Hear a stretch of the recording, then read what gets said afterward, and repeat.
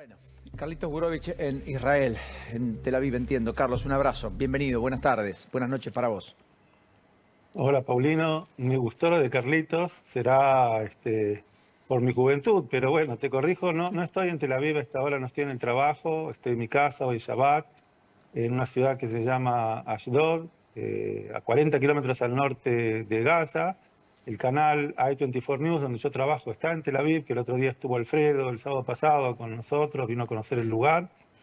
Y la noticia que él te comentó en la salida anterior, yo los veo, estoy enchufado con Infusión, le decía recién a tu productora, los veo todo el día, es que es cierto, jamás en un acto noble y humanitario, después de haber destruido 22 localidades, asesinado a 1.400 personas y dejado 5.000 heridos en Israel, ha liberado a dos de los rehenes que tenía, a una madre y a su hija. Y los analistas, porque esto fue a las 8 de la noche, la gente del Hamas sabe muy bien manejar los tiempos en Israel, a las 8:01 anuncian la liberación de las dos prisioneras y a las 8:04 te bombardean, para recordarte de que todavía estamos en guerra. Bueno, la información es que el procedimiento fue de estas dos mujeres entregadas a la Cruz Roja, que fueron llevadas al paso de Rafah, como bien lo había dicho Alfredo anteriormente, que ahí fueron recibidas, que su identidad fue verificada, que se les hizo también una revisión médica para ver, constatar en qué estado se encontraban, y entonces fueron entregadas a manos de Israel, y ahora la noticia es que están en camino a su casa, donde además la espera también la inteligencia de Israel para tratar de sacar algún tipo de información que pueda ayudar en algo a ubicar al resto de los que quedaron ahora 197 prisioneros tomados del 17 de octubre, más otros dos israelíes que están prisioneros desde el 2014, más otros dos cuerpos de dos soldados que quedaron en manos del Hamas del 2014, que fueron abatidos luego de haber entrado el cese de fuego. Esto como detalle.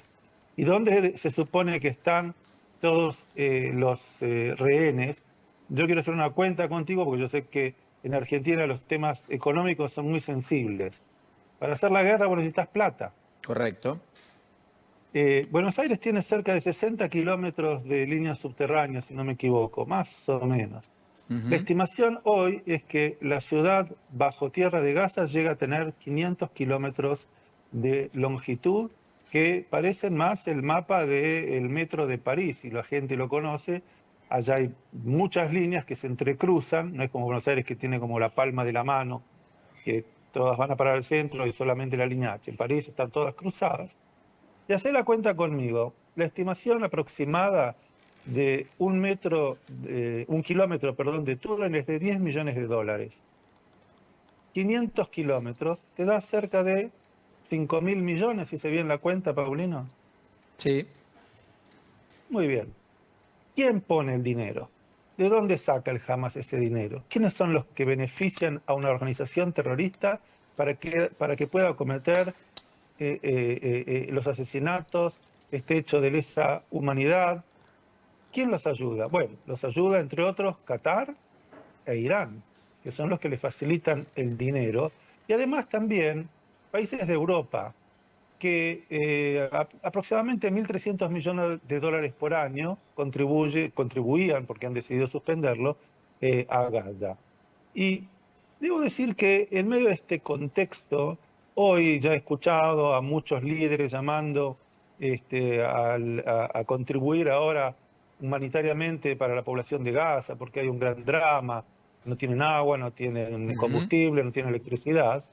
Y debo decirte que en Israel no hay nadie, absolutamente nadie, que esté a favor de que se les renueve absolutamente nada. Un analista político dijo un rato en la televisión que en el año 2005 Israel se fue de Gaza, pero no se desconectó de Gaza, porque en ese momento no le entregó la llave diciéndole, muchachos, Háganse háganse cargo. cargo. ¿Quieren Correcto. agua? Pongan con la plata que les dan, hagan plantas desalinizadoras. Israel, vos sabés que cuando yo llegué a Israel, no sé, hablo un poco disperso, pero te lo cuento. Yo llegué a Israel Israel tiene un solo lago, que es el lago Tiberíades, que en la zona donde caminaba Jesús, según la Biblia, y todos los días te informaban la altura del lago, porque de eso dependía en el verano. Acá no llueve de abril a noviembre, a octubre ha llovido 2 días ahora, para saber cuánta agua tenías para bañarte o no bañarte. Eso era en los años 80. Hoy nadie sabe cuánta es la altura del lago, solamente cuando llueve mucho en invierno si van a abrir o no una compuerta para que entre agua al río Jordán, que es donde se bautizó Jesús, porque Israel tiene hoy plantas desalinizadoras. El agua que yo tomo de la canilla, agua pura, viene del mar Mediterráneo. Gaza podría haber hecho lo mismo.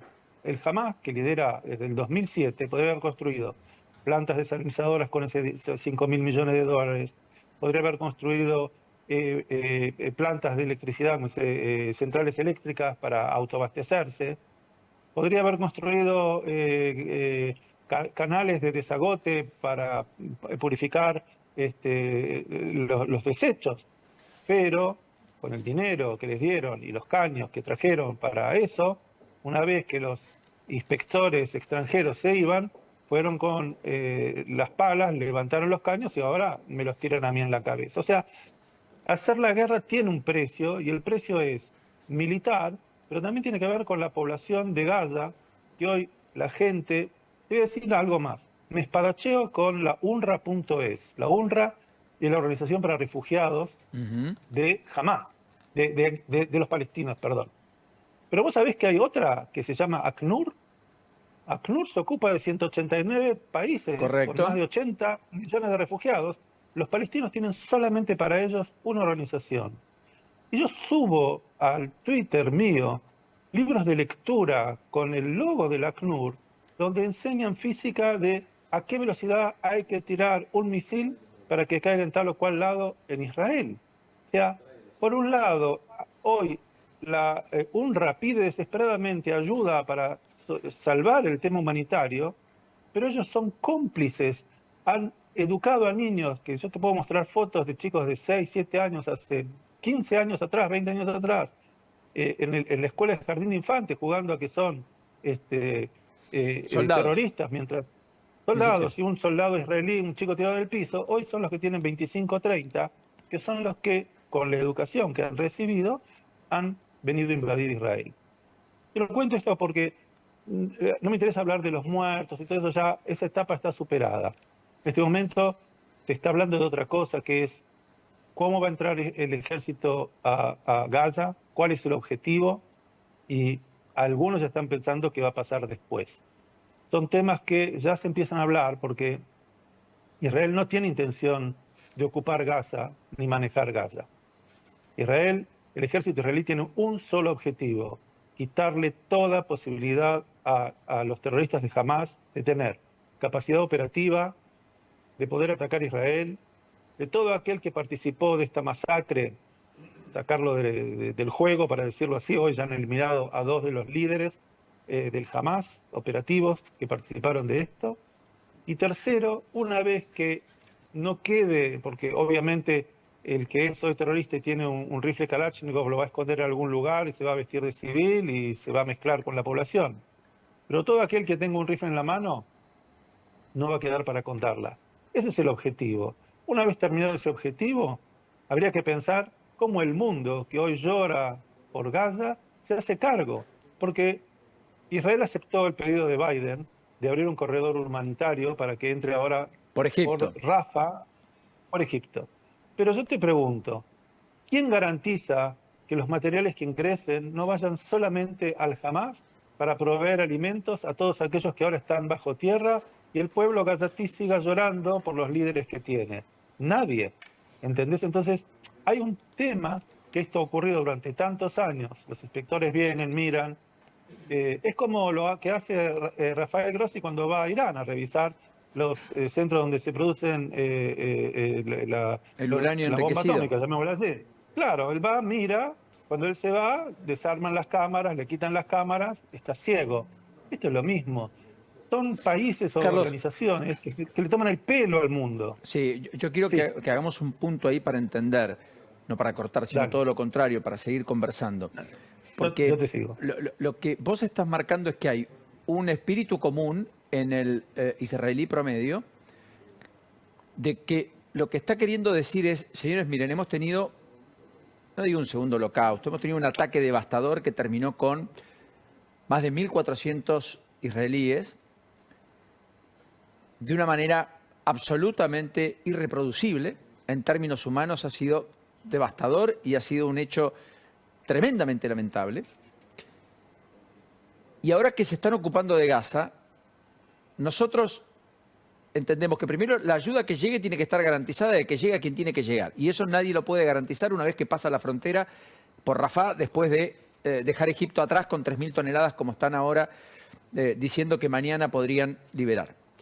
Correcto. Y lo segundo es, no se olviden que la asistencia ha sido nuestra, que la ayuda ha sido nuestra, que todo el tiempo nosotros estuvimos allí y lo que sentimos es que la ayuda que les llegó la mal usaron, la utilizaron para producir, entre otras cosas, los aberrantes hechos de los cuales estamos hablando desde el 7 de octubre y que han generado un antes y un después en Israel, que al mismo tiempo es Occidente dentro de Oriente. Es decir, tiene los valores de la democracia occidental dentro de un Oriente que es más autocrático, teocrático, poner el nombre que vos quieras, más autoritario. Eso es un poco el reflejo general de lo que siente hoy el israelí promedio. Carlos, ¿puede ser? Bueno, muy buen análisis, Paulino. Vos tenés que pensar que agregarle a eso que por día entraban 15.000 gazatíes a trabajar a los mismos lugares que han sido destruidos. Hoy esas 15.000 familias no tienen para comer.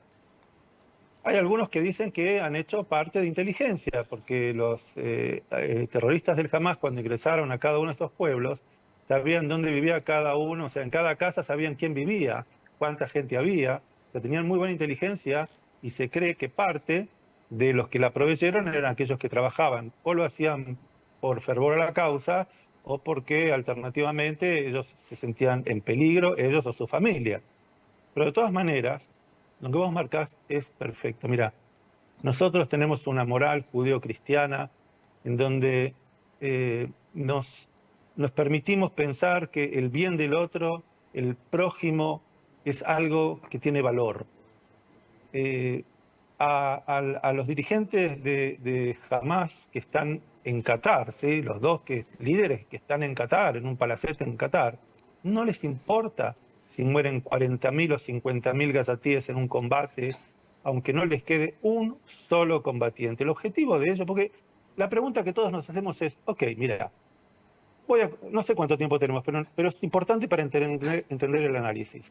Hace casi 2 años que Rusia invadió Ucrania, ¿correcto?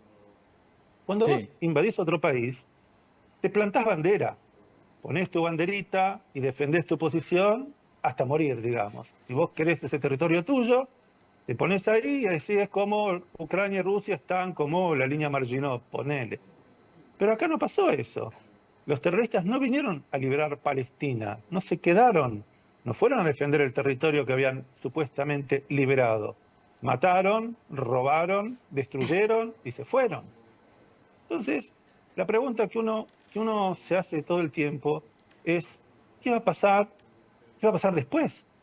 Cuando no haya jamás, porque no han liberado absolutamente nada. Israel sigue viva, seguirá viva, y lo tendremos de vecinos a los 2 millones de gazatíes. ¿Qué va a pasar después? Si el mundo no se va a poner las pilas para entender que esto que pasó ahora es un antes y un después, no solo para Israel. Hoy tiraron desde Yemen 3 misiles balísticos que fueron interceptados por la flota americana en el Golfo Pérsico. Imagínate que caigan acá 3 misiles que son iraníes. ¿Cómo termina esta historia? ¿Cómo va a seguir esta historia? El israelí promedio hoy no quiere saber más nada de Gaza. Hay que separarse y que aquellos que tanto aman a Gaza se hagan cargo. Y un detalle final para redondearte esta historia. Mira, esta semana, investigando para mi programa que voy a grabar el domingo, busqué cómo es que Gaza quedó pegado a Israel, cuando antes de la guerra de los 6 días era el territorio de Egipto. El grandioso Anwar Sadat, cuando se reunió con Menachem Begin para discutir los acuerdos de paz en 1978, le dijo, mira, la condición para firmar la paz, yo estoy dispuesto al desenganche de fuerzas, a que no haya ejército egipcio en el Sinaí, que volvamos a la línea de marcación del 1906, la aprobada en 1924 por las fuerzas internacionales, pero Gaza, no, Gaza te lo quedás vos. Y en ese momento yo escucho la palabra genocidio. ¿Tenés una idea cuántos gazatíes vivían en 1978 en la ¿Cuántos? zona de Gaza? 380.000. Entonces, este es el primer genocidio en la historia donde hoy viven 2 millones. Genocidio es para decir cuando vos devastás un pueblo, lo terminás, como pasó con los judíos en Europa. No cuando creció de 380.000 a 2 millones y medio.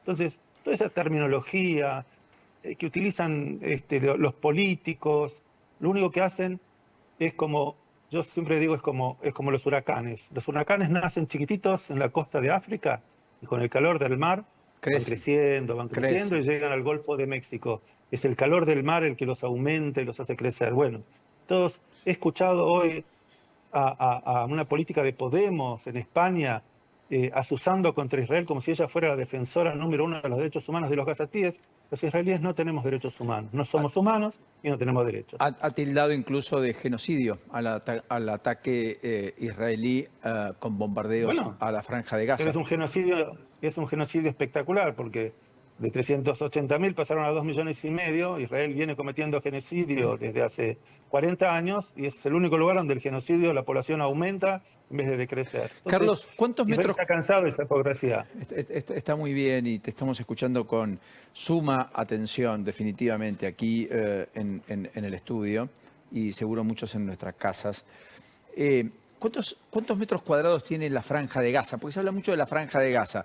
Aproximadamente, ayúdanos Sí.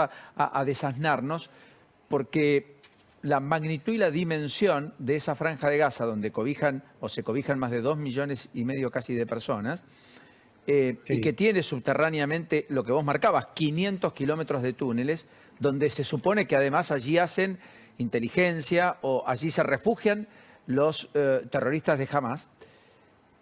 Da la impresión que es un territorio chico en términos Sí. A ver, geográficos. te lo explico en geografía porteña. Agarrás Libertador hasta ponerle Cabildo y toda esa franja, desde ahí hasta Retiro, toda esa franja la franja del norte de la ciudad de Buenos Aires, paralela, digamos, Santa Fe, Sí. hasta lo que sería, no Plaza de Mayo, ¿cómo se llama? La plaza que está frente a la Cancillería, la Plaza San Martín, Plaza Plaza perdón, San San Martín. Martín. digamos. Correcto, perdón. Todo eso, como si fuese todo ese camino, toda esa franja, que son no sé cuántos kilómetros cuadrados, pero digamos, en ese sector, ahí es el tamaño de lo que sería más o menos Gaza. O Hay sea, que la decir ciudad que tiene, perdón, la ciudad de Buenos Aires tiene poco más de sí, 3 millones de habitantes. Y vos me decís sí, que en un pedacito de la ciudad de Buenos Aires, probablemente una quinta parte, sí, por lo que me describís, estamos sí, haciendo sí. números muy groseros, pero todos los que nos están observando van a entender a dónde queremos llegar.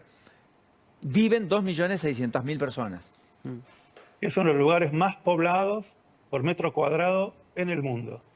A eso iba. Sin duda. Y por eso, cuando todo el mundo dice, pero el costo civil es enorme, sí, el costo civil es enorme porque hay una gran población y porque es utilizada como escudo. Entonces, es una franja pequeña, nadie la quiere, los egipcios no la quieren, los jordanos ya han declarado que no la quieren porque se recuerdan del septiembre negro de 1970. Al Líbano no pueden ir porque los que quedaron allá luego de la expulsión del Fatah y de Arafat en 1982, se transformaron en Hezbollah. Tampoco los quieren. Y el drama es que la población gazatí, yo estoy segura que ha tenido en estos 20 años que el conflicto se ha desarmado, desde el año 2007 más o menos, han tenido decenas de oportunidades de cambiar el modelo con el que viven. Pero nadie los ayuda. Y el otro día yo me preguntaba, en un canal amigo, ¿qué es lo que produce esta judiofobia internacional? ¿Cómo puede ser que en Siria hubo 600.000 muertos y yo no recuerdo cuándo fueron a protestar a la calle Callao de Marcelo Otero Alvear, donde está la embajada siria? Que alguien me recuerde, porque yo no lo tengo presente. 600.000, es verdad. Cerca de 600, esperá, y 5 millones de refugiados, de los cuales la mayoría están en Turquía y en Alemania, y hay otros 2 millones que viven en carpas en la frontera sirio-jordana, de las cuales se ocupa obviamente la ACNUR, no la UNRWA, porque la UNRWA es solamente para los que tienen sangre dorada, porque ni azul ni roja. O sea, lo digo con cierto sorna, porque si vos entrás al estatuto de la creación de la UNRWA en 1947 para atender la necesidad de los palestinos desplazados después de la Guerra de la Independencia, han declarado que todo aquel que sea hijo de palestino será refugiado ad eternum. Y yo me pregunto, los venezolanos desplazados que se instalan en Argentina, ¿se adaptan a la realidad argentina o la transforman? ¿Quieren que en Argentina se viva o se hable y se coma todo como en Venezuela? Entonces, se ha formado un mito de que los palestinos son el centro del mundo, el único conflicto que hace explotar. Vos fíjate lo que pasó el otro día en un partido antes que estaban jugando en Bélgica. Sí, claro. Fíjate la cantidad de atentados que hubo en Europa pintadas en sinagogas, y he escuchado también que en Argentina, Correcto. en Argentina también hubo amenazas, y debo felicitar, no sé de quién fue la idea de poner en el subte, por lo menos me mandaron hoy un video de los secuestrados, que lo vi que estaban en el subte, que la gente tenga conciencia. Sobre todo en Argentina, que yo personalmente, lamento este año no pude, pero durante los últimos 10 años he estado presente tanto en los actos de la Embajada de Israel como de la AMIA reclamando justicia. Yo creo que eso es una demostración más de que el pueblo argentino con el israelí tenemos afinidad, nos entendemos, hemos sufrido, nosotros en este momento un poco más, lamentablemente, pero hemos sufrido la misma desgracia de que el mismo enemigo nos haya atacado. Carlos, no sabes el enorme placer que siempre nos da conversar con vos y ir al encuentro contigo. Deseamos que pronto sea un capítulo distinto el que nos encuentre. Mientras tanto, las vivencias y el día a día lo seguimos con suma atención. Un enorme abrazo. Gracias a ustedes por el tremendo interés y por el apoyo de la Nación Más a todo lo que está pasando en Israel. Un abrazo. Sentido abrazo. Bueno, Romina Winner, mientras tanto, volviendo a nuestros temas, ¿qué está pasando?